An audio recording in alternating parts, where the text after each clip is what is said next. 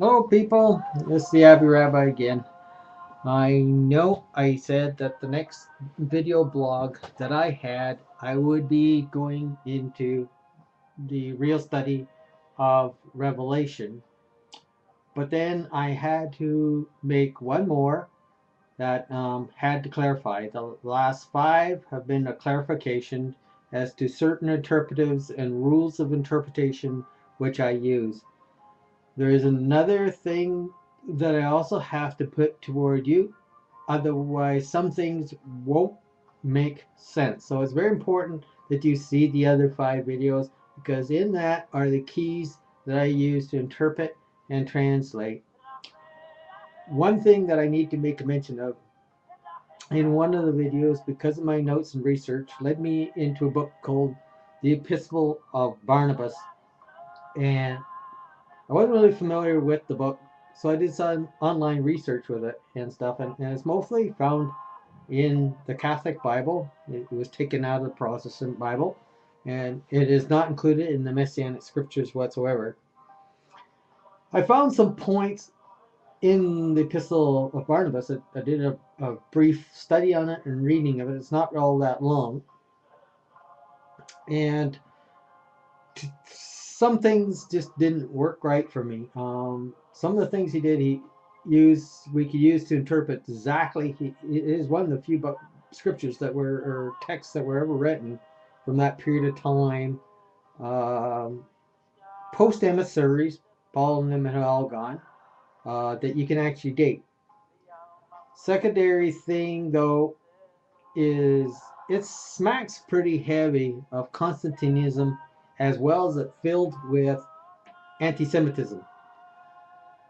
So, as an individual, from my background, I couldn't accept it and wouldn't accept it. It's more Catholic than it is really Christian slash Messianic, and it smacks of Constantinianism.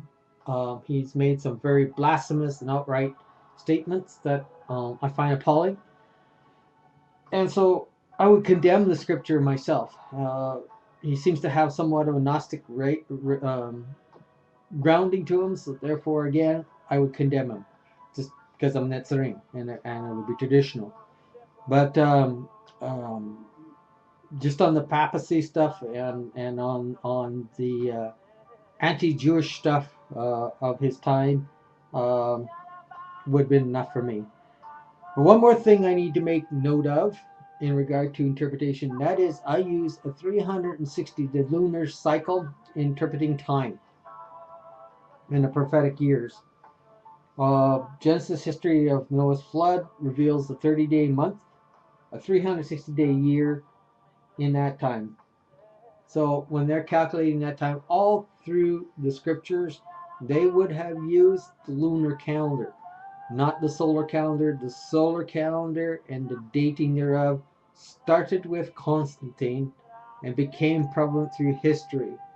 So you have to sit there and understand that when you're reading the Bible, a lot of people are making mistakes when they're calibrating time because they use the solar calendar and it's not adding up for them, so they say it's not make sense. But when you use the lunar calendar, write down there is such a precision, all right, in Scripture. It is amazing. Um, so it's one thing that you need to know and understand. So until next one, stay tuned. This is the Abbey Rabbi saying, "I'll see you," and hope you will enjoy um, these texts. Some people say I move around a lot, and you have to understand. God bless you. I love you, but understand, uh, people. I had a 20 plus year history as an ordained minister with Pentecostal slash apostolic slash full gospel ministry. And they do a lot of movement in there. You can check out any of their videos, blogs. And I am a bodily language person. I use hand gestures. I move my body, everything. live, it is really, really, really awesome thing because people never quite know what I'm going to do next, and it holds the attention of the audience. Unfortunately, Daniel has to learn, particularly with a stationary camera,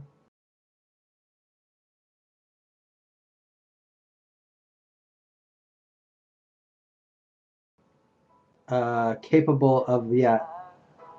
But in time, Lord willing, he'll crazy glue me to the floor and use flypaper against the walls. I can't move. In the meantime, please be patient. As far as the audio quality goes, that's something we got to play with.